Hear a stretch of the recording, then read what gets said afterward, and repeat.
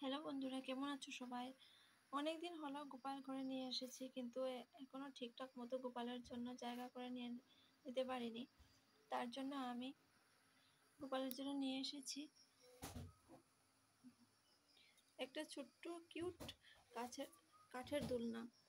আর এই দোলনাটা তোমাদের কাছে শেয়ার করছি, আমি দেখাচ্ছি। দেখো, দোলনাটা কাঠের, আজই নিয়ে এসেছে। একজন কাকুর কাছে বানাতে দিয়েছিলাম। খুব খুশি লাগছিল আমার দোলনাটা দেখে, কারণ যে ঠাকুরের জন্য আমি একটা জায়গা করে নিয়েছি গোপালের জন্য, গোপালকে রাখবো এটাতে। রাতের বেলা ঘুম পাড়ানোর জন্য অনেক অসুবিধা হয়ে যায়, গোপালেরও কষ্ট হয়ে যায় এই একই সিংহাসনে ঘুমানোর জন্য। তার জন্য আমি এই দোলনাটা নিয়ে এসেছি। কেমন হলো তোমরা অবশ্যই আমাকে জানিও। দেখো,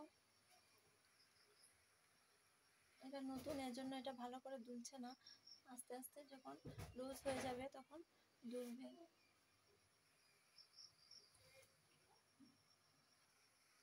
বেশি পয়সা না, তার জন্য একদম সিম্পল ডিজাইনের দোলনাটা, শুধু উপরের জায়গাটা একটু মানে ফুল দিয়ে সাজানো, যাতে দূর থেকে দেখতে ভালো লাগে, তার জন্য। বাকি পুরো সিম্পলই, কারণ এতটা পয়সা হয়নি যে একটু ভালো থেকে আনবো, তার জন্য এটাই নিয়ে এসেছি। কেমন হলো অবশ্যই কমেন্টে জানাবে। আর ঠাকুর বসানোর পর অবশ্যই তোমাদের শেয়ার করব, ভিডিওটা দেখাবো। ধন্যবাদ সবাইকে।